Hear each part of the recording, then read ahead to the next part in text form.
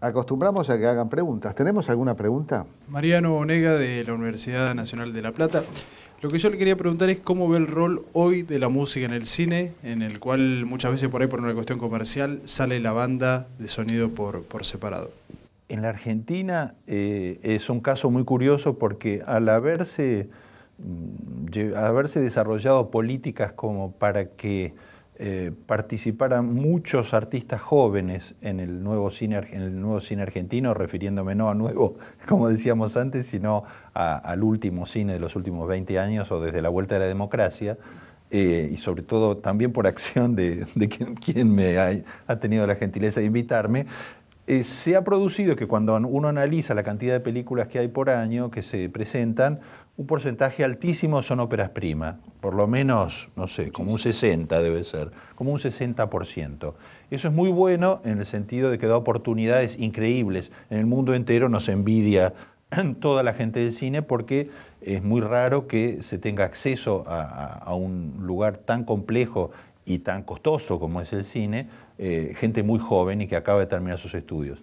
Pero esto produjo un efecto bastante curioso, y es que todas estas películas, cada director llamó a un amigo suyo. Entonces resulta que de 60 películas hay 60 músicos.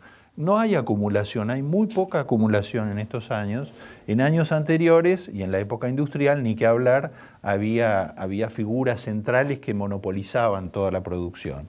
Es famoso el caso de un músico que se llamó Tito Rivero, sí, que hizo todas las, no sé, creo que hizo 140 películas, no sé qué cantidad. Luis María Serra. Era impresionante, Luis María Serra, bueno.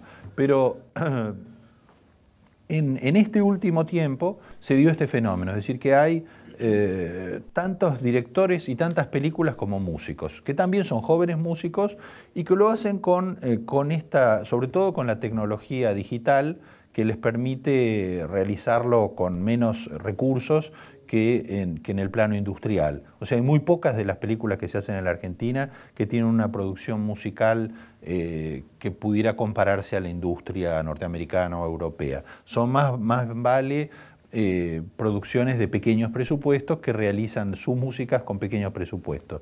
Por consiguiente, yo creo que hay que esperar un poco para ver qué es lo que va a pasar. La relación con las discográficas hoy en día no es tan importante, salvo casos rarísimos, ¿no?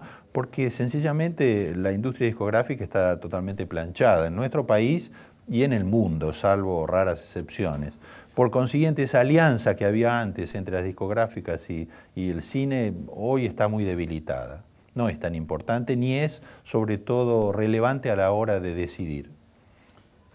Me acordé, como si no hubiéramos mencionado muchas de tus vocaciones, de tus profesiones, de tus oficios, que sos director de cine, o por lo menos encaraste... bueno, hice una película. Una película, sí. Una película sobre Manuel de Falla. Sí, es una película musical y sobre un músico, que esa, bueno, es mi coartada, pero... Contame un poco de esa experiencia. No, fue muy interesante. Yo había trabajado muchos años, bueno, buena parte de mi vida profesional trabajé vinculado al cine, haciendo música, componiendo para el cine. Y entonces de golpe tuve la curiosidad de por una vez querer contar una historia desde el otro lado, ¿no?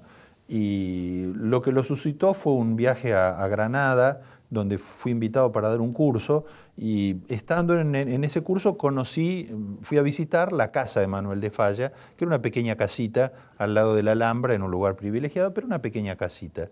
Y ahí empecé a recordar un poco la historia de él, que no, para mí no había tenido una importancia muy grande. Para mí había sido importante los músicos franceses, Ravel, Debussy, Stravinsky, pero no tanto los españoles. Lo sospechaba un poco de folclorismo, de españolismo, ¿no?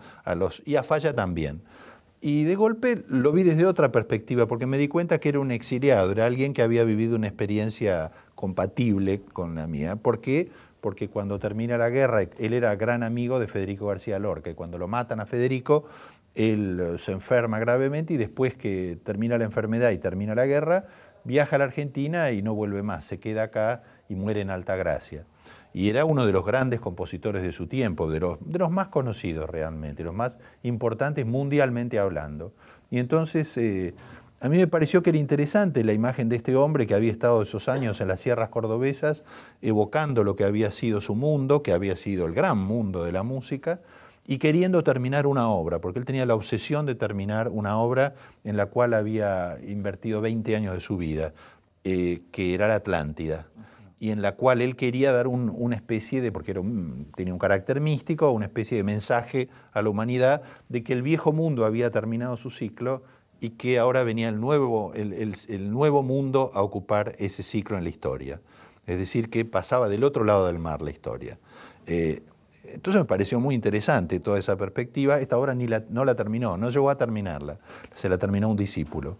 Pero todo entonces lo que quise contar, primero pensé en hacer una ópera, después pensé en hacer un musical, después me di cuenta que esa historia solo se podía contar con cine. Y ahí fue cuando empezó la idea de hacer la película.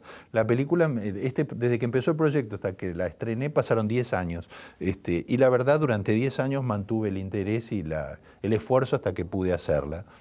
Eso es lo que tiene el cine, ¿no? Uno es como... Se enamora uno de un proyecto y cuando uno lo termina y lo estrena ya lo está odiando. Sí, totalmente, claro. Hiciste música de comedia musical, con Dolina trabajaste también. Claro, con Alejandro hicimos el barrio del Ángel Gris, que estaba hecho sobre sus crónicas del Ángel Gris. Lo hicimos en el Teatro San Martín a comienzos de los 90. Una obra que siempre aspiro a volver a ponerla en escena o a lo mejor a hacer una película, porque era muy linda, muy, muy linda. Tomados varios personajes de los que hoy ya son clásicos. En ese entonces Alejandro no era tan conocido, tenía la popularidad de su programa radial, que ya lo tenía, pero no era la figura que soy, ¿no es cierto?